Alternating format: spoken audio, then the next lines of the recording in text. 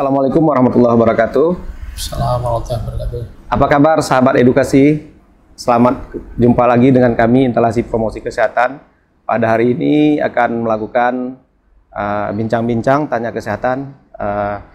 Pada kali ini hadir yaitu pemateri kita dari spesialis bedah torak kardiovaskuler, yaitu Dr. Yofi Apriandi Habibi, spesialis bedah torak kardiovaskuler, konsultan. Baik, kita sapa dulu pemateri kita. Assalamualaikum dokter. Waalaikumsalam Pak. Ya, bagaimana hari ini, sehat dok ya? Alhamdulillah sehat walafiat. Ya, baik dok, kita berbincang-bincang pada hari ini tentang bedah torak. Mungkin para sahabat edukasi mengetahui bahwa torak itu adalah bagian berada di bagian dada kita yang melindungi organ-organ vital yang ada di dalamnya seperti paru, hefar, kemudian jantung, kemudian ada juga pembuluh-pembuluh darah yang paling penting di dalam torak tersebut. Mungkin untuk lebih jelasnya kita pada hari ini berbincang-bincang dengan pemateri kita, dengan dokter kita, yaitu salah satu dokter spesialis bedah torak kardiovaskuler dari Rumah Sakit Dr. Zainul Abidin, yang saat ini memang sudah banyak melakukan operasi atau pembedahan terhadap bedah torak kardiovaskuler.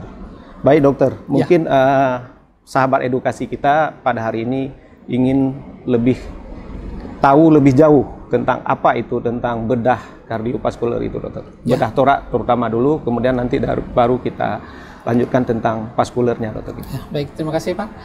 Jadi sebelumnya saya perkenalkan diri, nama saya Dr. Yofi Apriandi Habibi, spesialis bedah toraks kardiak dan vaskular, konsultan subspesialis bedah jantung dewasa. Saat ini bertugas di Rumah Sakit Umum Dr. Zainul Abidin. Ya, jadi sedikit saya jelaskan tentang apa itu bedah toraks kardiak dan vaskular. Jadi bedah toraks kardiak dan vaskular itu adalah merupakan suatu cabang ilmu yang memberikan pelayanan terhadap kasus-kasus di rongga dada, saluran napas, dan pembuluh darah. Jadi toraks adalah rongga dada di mana di dalamnya terdapat organ vital yaitu berupa jantung, paru-paru, pembuluh darah besar, saluran pencernaan bagian atas, dan saluran nafas. Kardiak sendiri adalah jantung. Jadi memberikan pelayanan terhadap kasus-kasus yang didiagnosis adanya kelainan pada jantung, baik itu jantung bawaan ataupun jantung dewasa yang diderita oleh pasien-pasien kita. Lalu vaskular adalah kelainan di pembuluh darah, baik itu arteri, vena ataupun limfa yang ada di seluruh tubuh kecuali pada daerah otak. Jadi kita juga memberikan pelayanan khususnya di pembuluh darah perifer, pembuluh darah di bagian sentral di jantung, serta vena dan limfa. Jadi kira-kira seperti itu gambaran bidang keilmuan bedah toraks, kardiak, dan vaskular yang disingkat dengan BTKV. Baik. Para pemirsa, sahabat edukasi semua, bahwa kita ketahui bahwa dari penjelasan dari pemateri kita tadi, memang di dalam rongga dada kita itu memang banyak organ-organ vital ya dokter ya. Ya. Mungkin dalam hal kita melakukan pembedahan itu juga agak lebih riskan dan lebih sangat sensitif dokter ya. Ya. Mungkin ya dokter ya. Jadi mungkin pemirsa kepingin tahu, mungkin dalam hal untuk bedah torak itu sendiri pada saat melakukan bedah itu terkait dengan penyakit apa aja dok yang bisa dilakukan pengobatan dengan pembedahan torak tadi dokter? Ya baik, terima kasih pemirsa edukasi sekalian. Jadi seperti tadi yang disampaikan ada 3 cabang ilmu, satu bedah toraks, kemudian bedah kardiak, dan bedah vaskuler. Sekarang kita bahas satu persatu. Nah, bedah toraks itu adalah keilmuan yang memberikan pelayanan diagnosis terapeutik baik itu secara invasif ataupun non-invasif, khususnya di bidang kelainan paru-paru serta saluran nafas bagian atas sampai ke bagian bawah, dan juga saluran cerna bagian atas yaitu esofagus. Jadi misalnya ada kelainan tumor di paru-paru, tumor di trakea, ataupun tumor di dalam rongga dada, itu merupakan bagian ruang lingkup dari pelayanan bedah toraks. Bisa juga kelainan akibat kecelakaan, trauma lalu lintas, adanya cairan berupa darah ataupun ada udara di dalam rongga dada yang mengakibatkan pasien mengalami sesak nafas sehingga butuh pelayanan bedah toraks untuk kita bantu agar pernafasannya bisa menjadi kembali lebih baik seperti sebelumnya. Kemudian ada juga kelainan kongenital, bawaan di paru-paru ataupun di sekat rongga dada yang disebut dengan diafragma, seperti ventratio diafragma ataupun hernia diafragmatika, juga merupakan bagian dari ruang lingkup pelayanan kasus-kasus bedah toraks. Jadi meliputi kelainan di bawaan ataupun dewasa dan bahkan sampai ke trauma. Itu merupakan ruang lingkup daripada kasus bedah toraks. Nah, kemudian ada bedah kardiak. Bedah kardiak ini merupakan bedah jantung yang mana kami memberikan pelayanan di Rumah Sakit Umum Dr. Zainul Abidin, pelayanan operasi jantung terbuka, baik itu karena kelainan jantung bawaan yang artinya didapat dari lahir, maupun kelainan jantung dewasa yang diderita pada saat usia sudah dewasa. Nah, apa saja kelainan jantung bawaan tersebut? Bisa karena bocor daripada sekat dinding jantung, ataupun adanya saluran pembuluh darah besar PDA yang tidak menutup pada saat lahir, dan kelainan jantung bawaan lainnya. Dan kemudian apa yang kita lakukan untuk pelayanan bedah jantung dewasa? Salah satunya adalah kelainan di katup jantung, di mana katup jantungnya itu tidak bisa membuka dengan baik ataupun menutup dengan baik akibat adanya kelainan struktur anatomi di katup jantung. Jadi kita lakukan perbaikan daripada katup jantung ataupun kita lakukan penggantian daripada katup jantung pasien tersebut. Lalu yang paling sering adalah tindakan operasi bypass jantung koroner, yaitu CABG, di mana terdapatnya sumbatan ataupun gangguan aliran darah di pembuluh darah jantung koroner pasien, sehingga diperlukannya aliran darah baru. Jadi kita lakukan operasi bypass jantung koroner. Nah, itu merupakan ruang lingkup di kasus bedah kardiak. Nah, ada satu lagi, yaitu bedah vaskuler. Jadi toraks, kardiak, dan vaskuler. Nah, kalau bedah vaskuler kita memberikan pelayanan khususnya pada pembuluh darah arteri, vena, dan limfe yang ada di tubuh manusia, baik itu pembuluh darah periferal ataupun pembuluh darah di sentral. Bisa dikerjakan secara endovaskular prosedur, artinya tidak memerlukan sayatan, hanya berupa puncture ataupun tusukan jarum, sampai ke pembedahan terbuka pada kasus-kasus tertentu. Dan alhamdulillah Rumah Sakit Zainul Abidin memiliki fasilitas yang cukup lengkap yang sudah disiapkan oleh pemerintah Aceh selaku pemilik rumah sakit tercinta kita ini, untuk bisa kita berikan pelayanan secara komprehensif ke 3 bidang bedah tadi, yaitu ke bedah toraks, bedah kardiak, dan bedah vaskular. Dan alhamdulillah sejak tahun 2012 pelayanan tersebut sudah kita lakukan di Rumah Sakit Umum Dr. Zainul Abidin. Mungkin demikian sekilas tentang apa itu pelayanan di bedah toraks. Baik dokter, mungkin menarik sekali tadi ada bahwa tindakan untuk operasi bedah torak ini bisa dilakukan secara emergensi mungkin karena ada trauma. Kemudian satu lagi diakibatkan oleh adanya penyakit jantung koroner, dan yang lain tadi ada 3 ini dokter ya. Berarti mungkin pemirsa juga harus mengetahui bahwa pelayanan di rumah sakit mungkin kita tanya langsung kepada dokter bahwa pada umumnya yang sudah dilaksanakan di ZA itu dokter, itu kebanyakan itu operasi bedah toraknya itu terhadap kasus apa gitu dok? Ya, untuk kasus bedah toraks yang banyak kita lakukan adalah pertama kasus karena trauma, misalnya adanya darah di dalam paru-paru akibat trauma, atau patah tulang rusuk akibat kecelakaan. Itu kita banyak melakukan fiksasi tulang dada dengan menggunakan plat, sehingga tulang dada kembali menjadi intak, tidak patah, sehingga masa recovery di rumah sakit juga menjadi lebih pendek. Lalu ada kasus tumor-tumor paru yang juga kita lakukan tindakan operasi, mengambil sebagian daripada volume paru-paru atau satu lobus daripada paru-paru untuk mengangkat tumornya. Bisa juga karena kasus infeksi yang disebut dengan emphysema, kita lakukan pembebasan rongga emphysema sehingga paru-parunya kembali mengembang, baik itu pada kasus anak-anak ataupun dewasa. Lalu pada kasus TB paru, adanya kebocoran di paru-paru akibat proses infeksi TBC-nya, hingga kita lakukan operasi untuk menutup kebocoran pada paru-paru, dan paru-paru nantinya akan mengembang sempurna. Ada juga kasus kelainan diafragma bawaan yang disebut dengan ventratio diafragma ataupun paralisis diafragma dan hernia diafragmatika. Kita lakukan penutupan defek dan memperbaiki kondisi diafragmanya. Itu yang sudah kita lakukan di Rumah Sakit Umum Dr. Zainul Abidin, baik secara pembedahan terbuka ataupun secara torakoskopik, artinya dengan menggunakan bantuan kamera yang disebut dengan video assisted thoracostopic surgery. Itu khusus untuk bidang bedah torak. Ada juga kasus tumor di trakea ataupun cedera pada trakea, sehingga kita lakukan penyambungan daripada cincin trakea agar pasien tetap bisa bernafas seperti sedia kala. Lalu ada juga kasus timoma, tumor di rongga timus. Kita lakukan pengangkatan timusnya sehingga pasien bisa terhindar dari kemungkinan terjadinya miastenia gravis. Mungkin itu sekilas tentang pelayanan bedah toraks yang sudah kita lakukan mungkin di Rumah Sakit menarik Jainal Abidin. tadi dokter mengatakan bahwa kasus-kasus yang sudah dilaksanakan di rumah sakit kita tentang bedah torak ini sudah berbagai macam diagnosa gitu. Iya. Mungkin apakah semua kasus itu harus dilakukan pembedahan tulang torak ini, dok?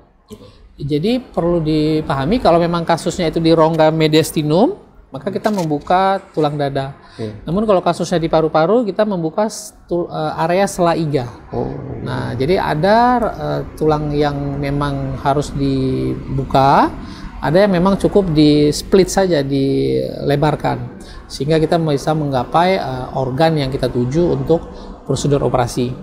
Nah, jadi bisa dengan pembedahan terbuka dengan insisi yang mungkin cukup besar, namun bisa juga kita lakukan dengan insisi yang kecil dengan bantuan alat torakoskopik, sehingga masa rawat di ruangan bisa diperpendek, rasa nyeri bisa lebih sedikit, sehingga pasien bisa cepat pulang dan recovery-nya bisa jadi lebih cepat. Berarti teknik daripada pembedahan torak tadi dokter tidak semuanya harus kita belah tulang dada gitu dok ya? Iya, jadi tidak semuanya. Bisa sebahagian, bisa penuh. Tapi khusus untuk operasi jantung saat ini masih membuka tulang dada secara keseluruhan. Namun insisinya atau luka operasinya itu juga tidak besar, cukup kecil karena kita hanya membutuhkan expose yang kecil, kecuali operasi emergency yang mana kita butuh expose yang cukup besar, sehingga mau tidak mau memang luka operasinya sedikit lebih besar daripada yang kasus-kasus normatif atau elektif lainnya. Baik, menarik sekali para sahabat edukasi bahwa kita sudah mendapat pencerahan tentang bagaimana itu bedah torak. Mungkin pada sahabat edukasi kalau sudah mendengar bahwa akan dioperasi jantung, akan bypass, itu akan mungkin rasa cemasnya lebih tinggi dokter. Iya. Terhadap yang dikatakan bedah jantung itu kan bypass itu kan pasti dibuka tulang dadanya Tulang gitu dada. dok. Iya, benar Mungkin sekali. sedikit mungkin dokter ceritakan ini kepada sahabat edukasi bahwa apabila mungkin terdiagnosa atau saudaranya akan dilakukan bypass atau bedah jantung gitu, mungkin ini lebih menarik juga mungkin dokter bagi pemirsa mungkin mendengarkan. Silakan. Ya, baik sahabat edukasi. Jadi perlu kita ketahui salah satu penyakit jantung yang diderita oleh masyarakat pada umumnya akibat kebiasaan kita mungkin makan kuah belangong ya, atau masih ada yang rajin merokok, hipertensi, itu bisa mengakibatkan gangguan di aliran darah jantung koroner. Setelah dilakukan diagnostik oleh dokter kardiologi, kemudian mungkin dilakukan stenting, namun ternyata lesinya itu cukup kompleks sehingga disarankan untuk operasi bypass. Nah, perlu diketahui bahwa angka keberhasilan operasi bypass ini adalah di atas 95% dengan angka mortalitas sekitar 2-5%. Tetap ada angka mortalitas karena kita sebagai dokter memberikan pelayanan maksimal sesuai dengan apa yang kita miliki, dan insya Allah dengan izin Allah kasus-kasus tersebut bisa kita tolong dengan baik. Jadi angka keberhasilannya adalah di atas 95%. Jadi nanti para dokter BTKV ini akan menjelaskan bagaimana prosedur operasi bypass jantung koroner, di mana kita akan mengambil pembuluh darah di kaki dan pembuluh darah arteri di dada untuk disambungkan ke otot jantungnya, ke pembuluh darah jantung koroner pasien tersebut.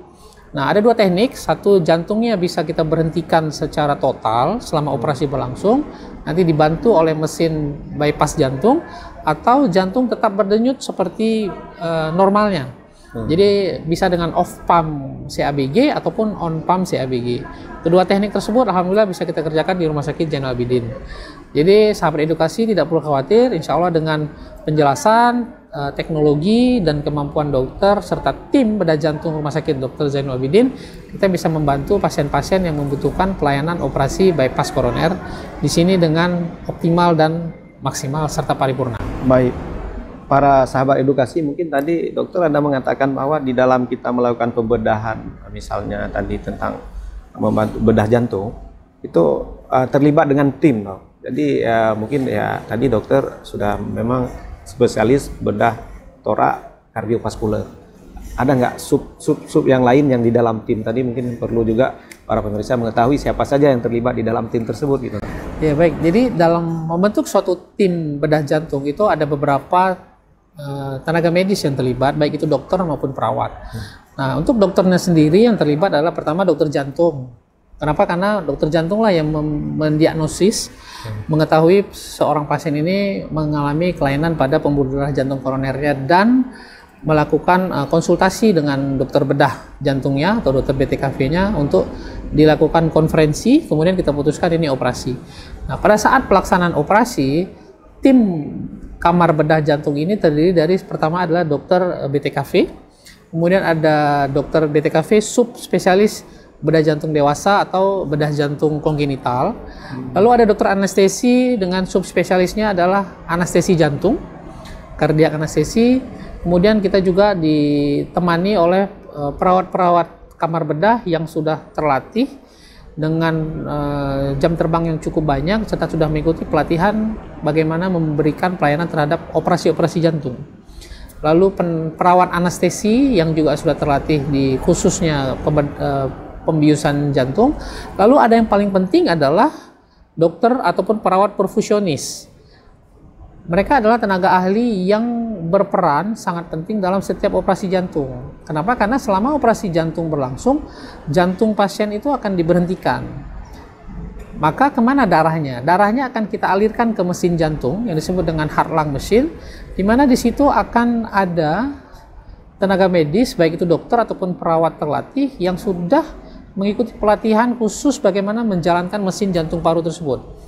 Jadi darah pasien akan masuk ke mesin, kemudian dilakukan oksigenasi, kemudian dikembalikan lagi ke tubuh selama operasi berlangsung. Jadi bayangkan kalau kita operasi jantung itu berhenti, namun darah tetap harus bersirkulasi ke seluruh tubuh setiap saat, tidak boleh berhenti, untuk menjamin agar setiap sel yang ada di tubuh kita ini tetap hidup selama operasi jantung berlangsung. Nah, itu adalah tim di kamar bedah. Jadi ada dokter bedah, ada dokter anestesi, perawat bedah, perawat anestesi, serta perfusionis. Kemudian dibantu juga oleh circular nurse. Nah, kemudian pada saat setelah selesai pasien dilakukan operasi jantung, maka pasien akan dibawa ke ruang intensive care. Intensive care unit khusus bedah jantung. Di situ kita juga disupport oleh dokter intensive care khusus operasi jantung. Ada juga perawat intensive care khusus pelayanan bedah jantung dan tim pendukung. Nah, itu adalah tim intinya yang bekerja memberikan pelayanan khusus untuk bedah jantung, mulai dari dokter jantung, dokter bedah, dokter anestesi, dokter ICU, serta perawat. Lalu tidak lupa kita disupport juga oleh dokter radiologi yang memberikan bantuan imaging radiologi, dokter di patologi klinik, membantu stok darah, dan farmasi. Jadi tim ini adalah tim inti yang memang harus ada setiap kita melakukan tindakan bedah jantung. Baik, dokter. Mungkin kalau di segi tadi tim kita sudah mendapatkan penjelasan dari dokter bahwa tim di Rumah Sakit Zainul Abidin ini sudah cukup lengkap dengan subspesialisnya. Mungkin para pemirsa atau sahabat edukasi perlu juga mengetahui tentang bagaimana pelayanan, sejak kapan pelayanan bedah jantung ini dimulai, kemudian apa saja jenis-jenis pelayanan yang sudah tersedia di kita ini, apakah sudah tidak harus merujuk lagi, dok? Kan sekarang kan banyak, kadang-kadang masyarakat kita itu masih belum keyakinan dia terhadap ke rumah sakit kita Zainul Abidin, mungkin masih ada yang dirujuk ke Jakarta, ada yang minta ke Jakarta, atau bahkan ada yang kalau dulu itu ke Penang dan berobat ke Malaysia gitu, dok. Mungkin perlu kita jelaskan juga kita beritahukan kepada informasi ini kepada sahabat edukasi bahwa di rumah sakit kita ini pelayanannya sudah tersedia apa saja gitu. Ya baik, terima kasih. Sahabat edukasi, sedikit saya berikan gambaran. Jadi kita mulai lakukan tindakan operasi bedah jantung itu pada bulan Februari tahun 2014. Nah, itu merupakan momentum awal Rumah Sakit Zainul Abidin dan pemerintah Aceh memberikan pelayanan bedah jantung kepada seluruh rakyat Aceh. Dan pada masa itu kita dibantu dan disupervisi oleh Rumah Sakit Jantung Harapan Kita dalam masa supervisi 2 tahun. Setelah 2 tahun 2016 kita sudah bisa melakukan operasi bedah jantung secara mandiri dengan tim bedah jantung Rumah Sakit Dr. Zainul Abidin sendiri. Nah, khusus untuk kasus-kasus severitas 1, artinya kasus-kasus yang tidak kompleks. Kenapa? Karena untuk kasus kompleks membutuhkan sumber daya dan fasilitas yang mungkin lebih optimal lagi dalam pelayanan, khususnya kasus-kasus bedah jantung kompleks.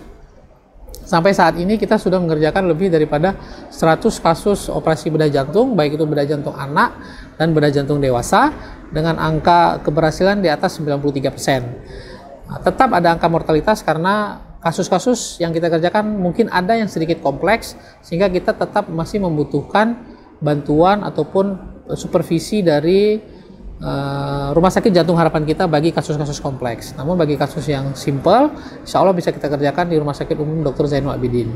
Nah, kasus apa saja yang sudah kita kerjakan? Pertama adalah kasus operasi bypass jantung koroner, kemudian baik itu dengan teknik off pump CABG ataupun on pump CABG, artinya dengan jantung berdenyut ataupun jantungnya diberhentikan.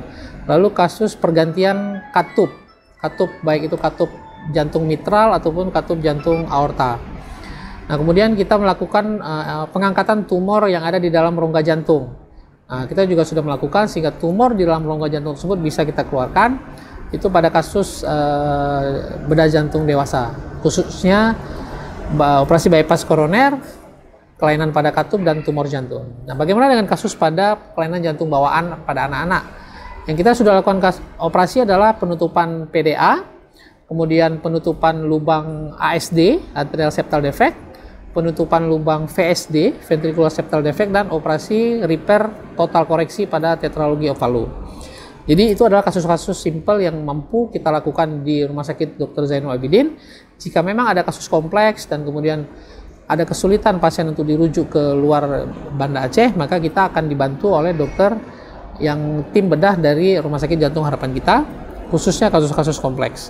Karena memang untuk kasus kompleks butuh learning curve yang lebih banyak agar kita bisa memaintain keberhasilan kasus-kasus tersebut. Mungkin begitu, sahabat edukasi. Baik, sahabat edukasi, para pemirsa semua, bahwa seperti kita ketahui bahwa kita di Rumah Sakit Zainul Abidin sudah dapat melaksanakan yaitu bedah jantung, bedah torak kardiovaskuler dengan berbagai macam kasus seperti yang dijelaskan oleh pemateri kita.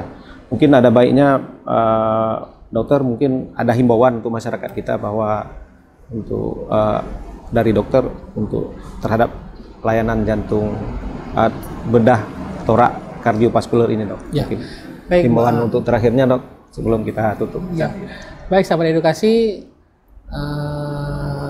jangan pernah ragu atau tidak yakin terhadap pelayanan yang ada di Rumah Sakit Umum Dr. Zainul Abidin. Insya Allah pemerintah Aceh sudah menyiapkan seluruh sumber daya manusia, seluruh fasilitas pendukung medis dan non medis untuk pelayanan yang paripurna di Rumah Sakit Umum Dr. Zainul Abidin. Khususnya pelayanan di BTKV, bedah toraks, kardiak, dan vaskular, alhamdulillah sudah cukup mumpuni.